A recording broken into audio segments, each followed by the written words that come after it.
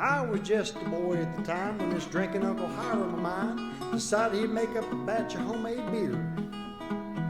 Don't tell a soul, he said to me, but I've come across this recipe that says for pennies a day I can drink all year. So I searched the alleys behind the bars for empty jugs and mason jars and sneaked him down to his basement brewery. He measured out yeast and sugar then hops and said to me as we sealed the tops, for goodness sakes, don't you tell your Aunt Marie. Cause she'd say, hey there, Hiram, what's going on down there? There's some peculiar odor coming up the basement stairs. Go back to your sewing, hon, I'm varnishing a chair. Time my Uncle Hiram made his famous homemade beer. We let her sit about a month or so, then me and Uncle sneaked down below, figuring it was time to give it a try. I was standing there at the foot of the stairs and Uncle Hiram was a-checking the wares when all of a sudden 2 bottles just blew sky high. Well, the jars went crash, lids went thunk, and Uncle Hiram dived behind a trunk, and as the beer began to spew out on the floor, he yelled out, don't mind me, save yourself. So as fast as I could, I ran up the steps, and out of breath, I quickly slammed the door. Aunt Marie came crying, what is it, dear? I said, it's Uncle's homemade beer. It's blowing up and got Uncle trapped down there.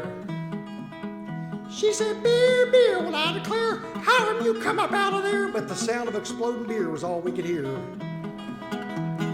Hey there, Hiram, what's going on down there? There's some peculiar odor coming up the basement stairs. Go back to your sewing, hon, I'm varnishing a chair. Time my Uncle Hiram made his famous homemade beer. Well, it sounded like a war for a day and a night. Bottles just blew up left and right, till finally we just heard one here and there. Aunt Marie took a comforter, and she held it up in the front of her, and together we descended into the basement stairs. Well, the place was a mess to say the least. The walls were sticky and smelled like yeast. The beer in the jars and lids lay all around.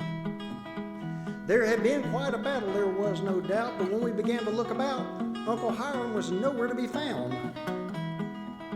Aunt Marie cried out, Hiram, poor dear, you've been killed by a jar of beer. I warned you of drink, but you never listened to me. Then up came the lid on the antique trunk. There, soaked in beer blind, running drunk, was the late lamented love of Aunt Marie. He said I couldn't see it all go to waste. Decided I might as well have a little taste. I've tasted 158 jars of beer. You all can go on, because I'm going to stay right here. Hey there, Hiram, what's going on down there? There's some peculiar odor coming up the basement stairs. Go back to your sewing, hon, I'm varnishing a chair. Time my Uncle Hiram made his famous homemade beer.